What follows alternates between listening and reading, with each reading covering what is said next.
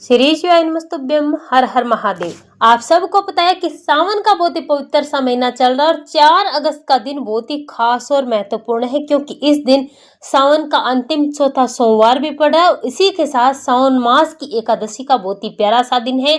इस बार विशेष संयोग बन रहा है, द्वि पुष्कर योग है। एकादशी और सोमवार एक साथ तीसरी बार आना अपने आप में महासंयोग और आपके लिए बहुत सारे ऐसे मौके लेकर आए हैं जो आप पर महादेव और भगवान विष्णु की एक साथ कृपा कर सकता है। आज की वीडियो में हम बात करने वाले हैं कि आपको सोमवार का व्रत कैसे करना है, एकादशी का व्रत कैसे करना है, क्या दोनों व्रत आप एक साथ रख सकते हैं, दोनों व्रत आपको एक साथ कैसे करने हैं, किस प्रकार से आपको व्रत का नियम लेना है, ऐसा कौन सा वो उपाय है जो आपको इस द्वि पुष्कर योग में करना है धन की प्राप्ति के लिए। हर घर की समस्या बनी हुई है, धन को लेकर लोन बढ़ते जा रहे हैं, घर में कुछ भी अच्छा नहीं हो पा रहा है, आपके घर में दुख और दरिद्रता बढ़ती जा रही है, आप अपने जीवन में परेशान हो चुके हैं, कोई भी रास्ता दिखाई नहीं दे रहा है, मनोकामना पूरी नहीं हो पा रही है, व्यापार और कारोबार नहीं चल पा रहा है, घर में लड़ाई झगड़े हो रहे हैं, कुछ भी अगर आपके जीवन में अच्छा नहीं हो पा रहा है, आप दिन भर दिन परेशानियों में फंसते जा रहे हैं, निकलने का कोई रास्ता दिखाई नहीं दे रहा है, तो आज का ये उपाय आपका जीवन बदल के रख देगा। वीडियो को अंत तक जरूर देखना, कोई भी गलती नहीं करनी है। दोनों व्रत आपको कैसे करना है और किन नियमों का आपको विशेष रूप से इस बार पालन करना है। आप एक छोटी सी भी गलती कर देते हैं तो आपका व्रत खंडित हो जाता है, अधूरा रह जाता है। आपको ना तो सोमवार के व्रत का फल मिलने वाला है और ना ही आपको एकादशी व्रत करने का फल मिलेगा। पूज्य गुरु जी ने अपनी अभी की चल रही शिव महापुराण की कथा में बताया है कि आप किस प्रकार से दोनों व्रत एक साथ कर सकते हैं। अगर आपने पूज्य गुरु जी की कथा सुनी थी तो पूज्य गुरु जी ने अपनी कथा में ये बात बहुत ही जोर देकर बताई थी। इस बार एक बार फिर से 4 अगस्त सोमवार के दिन एकादशी का बहुत ही विशेष सा दिन है। सोमवार और एकादशी बहुत ही साथ कई महासंयोग लेकर आए हैं। इस दिन बहुत ही विशिष्ट और दुर्लभ संयोग बन रहे हैं। इस दिन सभी और महिलाएं और पुरुष एकादशी का व्रत भी करेंगे और सोमवार का व्रत भी करेंगे। ऐसे में एक दुविधा बनी हुई है कि किस प्रकार से दोनों व्रत हमें एक साथ करने हैं। क्या ऐसा किया जाए कि दोनों व्रतों का फल हमें एक साथ प्राप्त हो। पूज्य गुरु जी ने बताया कि जब दो व्रत एक साथ पढ़ते हैं तो इसे द्वि पुष्कर योग माना जाता है और ऐसा ही हमारे शास्त्रों में लिखा है। और इस बार यही द्वि पुष्कर योग 4 अगस्त सोमवार एकादशी के दिन बन रहा है। इस दिन आप अगर व्रत करते हैं, उपवास करते हैं, पूजा पाठ करते हैं और अगर कोई विशेष उपाय करते हैं तो इसका फल आपको दुगुना होकर मिलता है। इस बार सावन मास की एकादशी का व्रत 4 अगस्त सोमवार को किया जाएगा और इस व्रत का पारण 5 अगस्त मंगलवार के दिन सुबह किया जाएगा। पूज्य गुरु जी ने अपनी अभी किसी महापुराण की कथा में बताया कि आपको किसी भी दुविधा में नहीं पड़ना है, आपको दोनों व्रत एक साथ करने हैं। अपने मन में आपको ऐसा भाव बिल्कुल भी नहीं लेकर आना है कि मैं एक व्रत करूंगी, अगर मैंने दोनों व्रत किए तो खंडित हो जाएंगे। सिर्फ और सिर्फ आपको मन में ये भाव रखना है कि आज मेरा सोमवार का व्रत भी है और आज मेरा एकादशी का व्रत भी है। इसीलिए आपको इस दिन दोनों व्रतों को एक साथ लेकर के अपने में एक साथ व्रत का भाव लेकर के पूजा पाठ करना है। इस बार आपको सोमवार का व्रत भी करना है और एकादशी का व्रत भी करना है। आपको दोनों व्रत एक साथ धारण करना है, सोमवार और एकादशी। किसी एक व्रत को भी आपको भूलकर भी छोड़ना नहीं है। अगर आप दोनों व्रत को एक साथ करेंगे तो इसका आपको दुगुना फल मिलेगा। अब इसकी विधि क्या रहेगी व्रत करने की कि दोनों व्रत आप किस विधि से एक साथ करेंगे, तो ध्यान से सुनिएगा। सोमवार एकादशी के दिन सबसे पहले आपको ब्रह्म मुहूर्त में उठना है। आपको पानी में गंगा जल डालकर स्नान करना है। इसके बाद आपको एक विशेष तिलक करना है। इस दिन आपको हल्दी का तिलक अपने सीधे हाथ की अनामिका उंगली से करना है।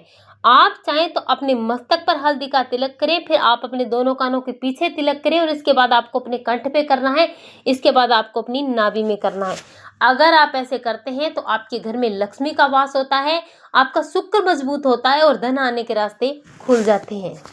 उसके बाद आपको इस दिन पीले वस्त्र धारण करने हैं। ओम नमः भगवते वासुदेवाय, नमः शिवाय ओम, या फिर श्री शिवाय नमस्तुभ्यम, या फिर ओम नमः शिवाय, इन मंत्रों का आपको जाप करना है। एक बात का आपको विशेष ध्यान रखना है, रविवार के शाम के समय से आपको लहसुन, प्याज, उड़द की दाल, बैंगन, इस प्रकार से तली भुनी हुई जो चीजें होती है, आपके घर में अगर कोई मदिरा का सेवन करता है तो आपको ये सारी चीज़ें एक दिन पहले से ही बंद कर देनी है। अपने घर से आपको इनका सेवन आपको अपने घर में किसी भी सदस्य को नहीं करना है, और व्रत करने वाले व्यक्ति को तो पहले दिन शाम से ही इन चीज़ों को त्याग देना है। इसके बाद आपको स्नान करने के बाद एक कलश में जल भरना है, थोड़ी सी हल्दी डालनी है, और इसी के साथ आपको एक लंबी बत्ती का घी का दीपक तैयार करना है। सबसे पहले आपको अपने घर के मुख्य द्वार पर जो ये हल्दी वाला जल है, उस जल को सोमवार एकादशी के दिन छींट देना है, और आपको यहाँ पर एक लंबी बत्ती का दीपक श्री शिवाय नमस्तुभ्यम ओम नमः भगवते वासुदेव मंत्र का जाप करते हुए महादेव और भगवान विष्णु का एक साथ स्मरण करते हुए आपको इस दीपक को प्रज्वलित कर देना है। अगर आप इस जल का छिड़काव अपने घर पर करते हैं तो आपके घर में जितनी भी नेगेटिव एनर्जी है वो दूर हो जाती है। आपको लगता है कि नजर दोष किया करा है, कुछ भी है, आपको उससे राहत मिलती है, और आपके घर में माँ अष्टलक्ष्मी का वास होता है। ये हल्दी वाला जल आपके घर में प्रोस्पेरिटी लेकर आता है। इस दिन आपको भूल कर भी तुलसी नहीं तोड़नी है, और ना ही आपको तुलसी माता में जल देना है। आपको एक घी का दीपक लंबी बाती का तैयार करना है, और तुलसी माता के गमले के पास आपको इस दीपक को प्रज्वलित करना है। लेकिन ध्यान रखना, इस दीपक की लपटें तुलसी माता के पौधे के पत्तों को नहीं लगनी चाहिए। तुलसी माता के साथ साथ आपको किसी भी पेड़ की पत्ती नहीं तोड़नी है। बेलपत्री की पत्तियां तो आपको भूल कर भी नहीं तोड़नी है, क्योंकि आज सोमवार का विशेष दिन है। आपको अपने घर के मंदिर में ही दोनों देवताओं का, दोनों व्रत का आपको संकल्प कैसे लेना है, ध्यान से सुनना। जो पिछली बार गलतियां की थी वो आपको इस बार नहीं करनी है। इसके लिए आपको एक पाटा या विशेष प्रकार की आपको चौकी लगानी होगी, जिस पर आपको एक पीले रंग का कपड़ा भी बिछाना है। इस पर आपको भगवान विष्णु और महादेव की मूर्ति आपको विराजमान करनी है। आपको ऐसी गलती नहीं करनी है कि आपको किन की पूजा करनी है और किस स्वरूप में आपको पूजा करनी है। दोनों ही देवताओं की एक साथ आपको मूर्ति स्थापित करनी है। अगर आपके घर में लड्डू गोपाल हैं तो भगवान विष्णु की मूर्ति जगह आपको लड्डू गोपाल को स्थापित करना है। भगवान विष्णु की पूजा से महादेव प्रसन्न होते हैं, और महादेव की पूजा से भगवान विष्णु प्रसन्न होते हैं। और आपने देखा होगा ये दोनों ही देवता एक दूसरे की पूजा हमेशा करते रहते हैं, एक दूसरे का गुणगान करते हैं, क्योंकि शिव ही विष्णु है और विष्णु ही शिव है। दोनों एक दूसरे के पुरुष हैं, तो आपको दोनों की पूजा एक साथ ही करनी है। सबसे पहले आपको भगवान विष्णु को स्नान करवाना है। भगवान विष्णु को स्नान कराने के लिए शंख में आपको तुलसी पत्र और दूध रख करके आपको श्री नारायण के विग्रह रूप को आपको स्नान करवाना है। शंख नहीं है तो आप कलश में दूध और तुलसी पत्र डाल करके स्नान कराइए। जब आप दूध डालेंगे तब आपको तांबे के पात्र में दूध नहीं डालना है। इसके बाद आपको भगवान महादेव को स्नान कराना है, तो गंगा जल आपको कलश में डालना है, और इसी में आपको बेलपत्री डालनी है, और उसी से आपको स्नान करवाना है। इससे पहले आप चाहें, आपके पास पंचामृत है तो आप पंचामृत बना करके भगवान शिव को पंचामृत से स्नान कराएं। उसके बाद आप इस बेलपत्री वाले जल से 3 बार सौदा सौदा सौदा बोल करके आपको स्नान करवाना है। भगवान शिव का जलाभिषेक करते समय आपको श्री शिवाय नमस्तुभ्यम मंत्र जरूर बोलना है। इसके बाद अगर आपके पास तुलसी माता की सूखी हुई जड़ है, लकड़ी है, तो उसे आपको घिस करके विष्णु को इस चंदन से आपको तिलक करना है। अगर ये चंदन नहीं है तो आप पीले चंदन से तिलक कर सकते हैं।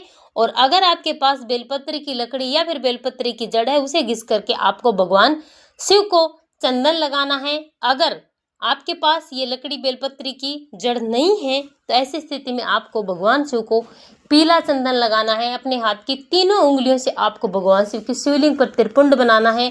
पहले आपको ऊपर की 2 उंगली से त्रिपुंड बनाना है, और उसके बाद आपको तीसरी उंगली से नीचे वाला त्रिपुंड बनाना है। पूज्य गुरु जी कहते हैं कि जो भी व्यक्ति भगवान शिव की शिवलिंग पर तीसरी उंगली को बाद में त्रिपुंड बनाता है, उस व्यक्ति जो जीवन में गिरता जा रहा है, जो कर्ज बढ़ता जा रहा है, व्यक्ति उसे उससे कहीं अधिक भगवान शिव ऊपर उठा देता है। तो आपको इस बार ये विशेष त्रिपुंड जरूर बनाना है। भगवान विष्णु को और भगवान शिव को एक साथ आप फलाहार का भोग लगाएं। भगवान विष्णु को आपको तुलसी पत्तर का भोग जरूर लगाना है, क्योंकि बिना तुलसी पत्तर के भगवान विष्णु भोग स्वीकार नहीं करते, और भगवान शिव को भूल कर भी आपको तुलसी पत्तर का भोग नहीं लगाना है। भगवान शिव की शिवलिंग पर आपको पीले, सफेद और बेलपत्री समर्पित करनी है। पीले और सफेद रंग के फूल अगर आपको मिल जाते हैं, कनेर का पुष्प मिलता है, तो भगवान शिव की शिवलिंग पर आपको श्रृंगारित जरूर करना है। अब आपको व्रत का संकल्प कैसे लेना है, ध्यान रखना है। एकादशी के व्रत में आपको किसी भी प्रकार से चावल का सेवन नहीं करना है। एकादशी के व्रत में चावल का सेवन नहीं किया जाता। अब आपको अपने सीधे हाथ में एक बेलपत्री रखनी है, उस पर आपको काले तिल के थोड़े से दाने रखने हैं। इसे हाथ में लेकर के आपको संकल्प लेना है कि हे महाप्रभु, मैं आज सोमवारी एकादशी का संपूर्ण व्रत करने का संकल्प लेती हूँ। अपना नाम और गोत्र आपको बोलना है। आपकी जो भी कामना है, पुत्र की कामना है, नौकरी चाहिए, धन नहीं आ रहा है, व्यापार नहीं चलता, कारोबार नहीं चलता, कर्ज बढ़ता जा रहा है, जैसी भी मनोकामना है, जो भी दुविधा आपके जीवन में, उसे बोल देना है। बोल करके आपको प्रार्थना करनी है कि मेरा ये व्रत आप पूर्ण रूप से संपन्न करवाएं और व्रत में होने वाली गलतियों के लिए आपको क्षमा याचना कर लेनी है। इस प्रकार से संकल्प लेकर आपको ये संकल्प ली हुई वस्तु जो बेलपत्री और काले तिल है, उन्हें आपको भगवान के चरणों में छोड़ देनी है। इसके बाद आप नियम से जो भी पूजा विधि करनी है वो आपको जरूर करनी है। जैसा आप करते हैं वैसे आपको पूजा करनी है।